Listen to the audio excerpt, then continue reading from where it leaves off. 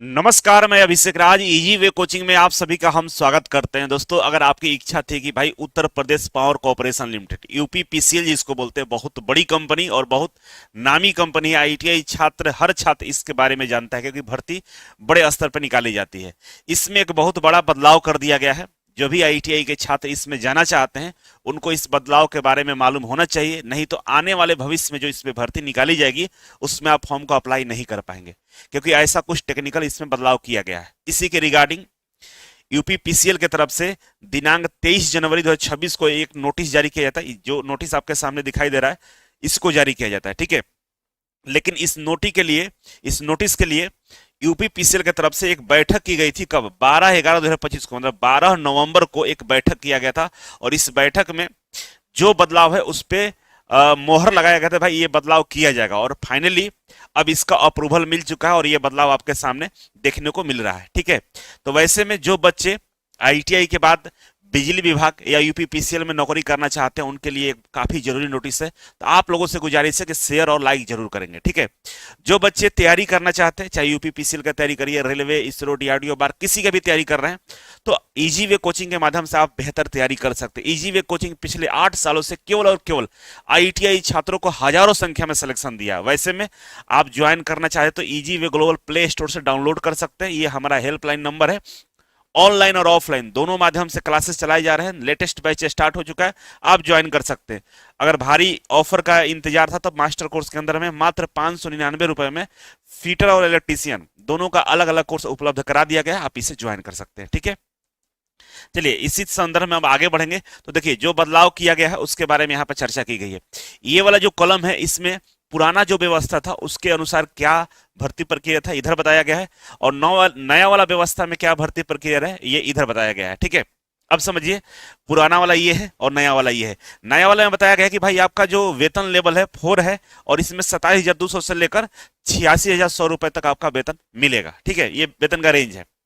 शैक्षणिक योग्यता की बात करें तो बोला है कि किसी भी मान्यता प्राप्त बोर्ड से 10वीं पास होना चाहिए, और साथ ही साथ अगर आपने इलेक्ट्रिकल से, इलेक्ट्रीशियन से और या इलेक्ट्रिकल से आपने आईटीआई किया है, डीजीटी से, मतलब डीजीटी के अंतर्गत एनसीवीटी या एससीवीटी से, तो आप इससे फॉर्म को अप्लाई कर सकते हैं। एनसीवीटी और एससीवीटी दोनों अप्लाई कर सकते हैं, ठीक है। कई सारे बच्चे क्या करते हैं, डिस्टेंस मोड से आईटीआई कर लेते हैं या टेक्निकल डिग्री हासिल करते हैं, उनका यहाँ पे व्यवस्था नहीं दिया गया, वो अप्लाई इसमें नहीं कर सकते। ये तो खैर पहले भी था, इसमें अभी कोई बदलाव नहीं दिखा, बदलाव अब दिखेगा।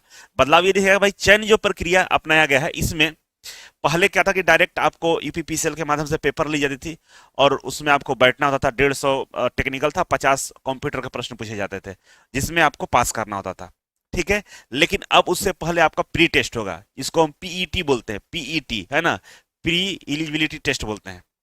अब पीटी आपको देना होगा। पीटी कौन लेता है? तो उत्तर प्रदेश अधीनस्थ सेवा चयन आयोग लेता है, ठीक है ना। कौन लेता है? उत्तर प्रदेश अधीनस्थ चयन सेवा आयोग लेता है पीईटी। तो पीईटी जो बच्चे दिए रहेंगे उनमें जो आप स्कोर करेंगे उसी के स्कोर के माध्यम से आपको फॉर्म भरने की अनुमति दी जाएगी। या इसी प्रकार का कोई संस्था राज्य अथवा केंद्र सरकार का भी हो सकता है। मतलब जरूरी नहीं है कि आप उत्तर प्रदेश अधीनस्थ सेवा चयन आयोग के से ही पीटी स्कोर आप पाएंगे तभी आप फॉर्म अप्लाई करेंगे, ऐसा कोई अभी फिलहाल तौर पे मोहर नहीं लगा है।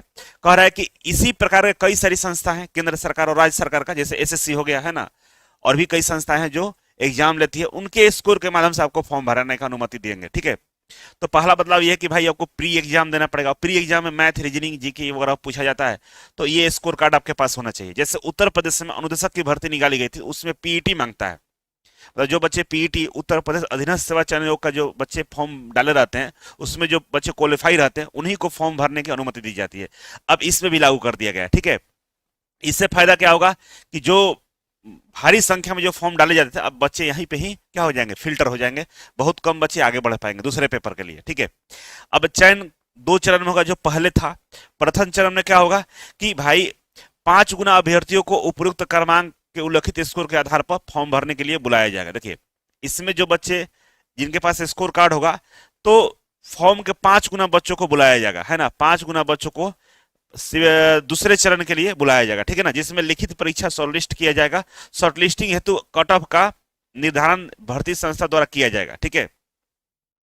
ये तो मतलब इस वाले स्कोर से आपके 5 गुना, फॉर्म से 5 गुना अभ्यर्थियों को इसमें बुलाया जाएगा। इसके बाद द्वितीय चरण होगा, और द्वितीय चरण में क्या होगा कि द्वितीय चरण में अलग अलग सब्जेक्ट होंगे। अब यहाँ पे देखिए क्या होगा, द्वितीय चरण में कह रहा है कि प्रथम भाग में प्रश्न पत्र कैसे रहेगा। देखिए टोटल जो प्रश्न पत्र होगा दो भाग में है, दो भाग में से जो पहला भाग है वो आपके सामने ये है कि पहले का जो नियम था कि भाई कंप्यूटर जो है ट्रिपल सी का जो पाठ्यक्रम है उसके पाठ्यक्रम के अनुसार 50 प्रश्न पूछा जाता था, जिसमें से आपको 20 नंबर लाना अनिवार्य था, ठीक है।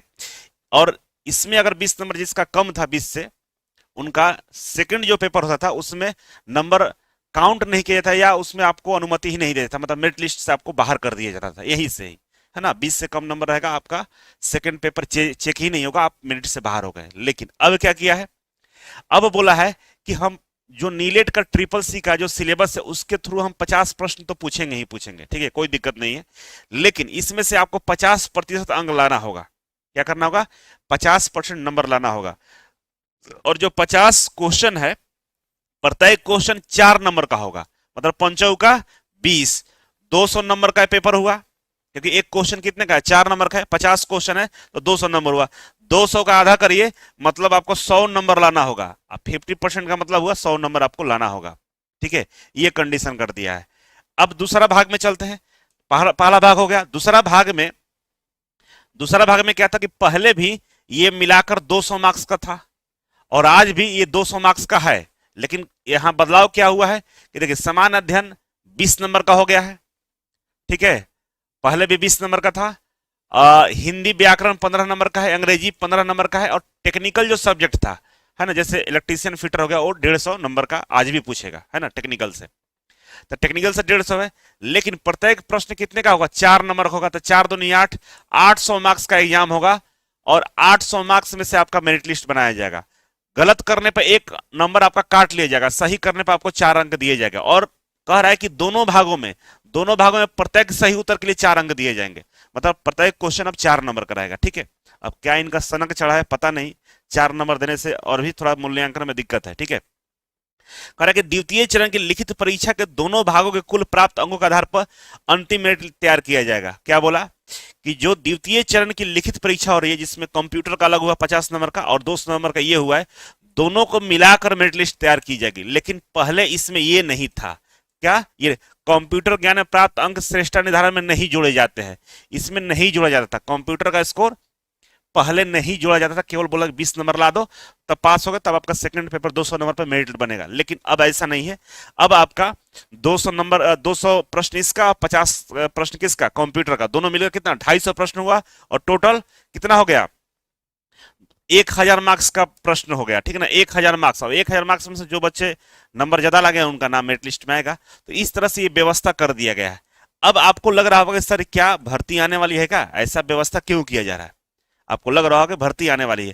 देखिए भर्ती का फिलहाल कोई अभी सूचना नहीं है, लेकिन भर्ती आ सकती है, इसमें से कोई दो राय नहीं है, क्योंकि नियमावली बना दिया गया है, लागू कर दिया गया, तो कहीं ना कहीं भर्ती आएगा। अब इसके लिए करना क्या होगा आपको कि जो हमारा यूपी का जो पीईटी होता है, यूपी अधीनस्थ चयन सेवा आयोग के तहत से जो पीईटी का एग्जाम होता है, वो पीईटी एग्जाम आप सभी लोग देंगे।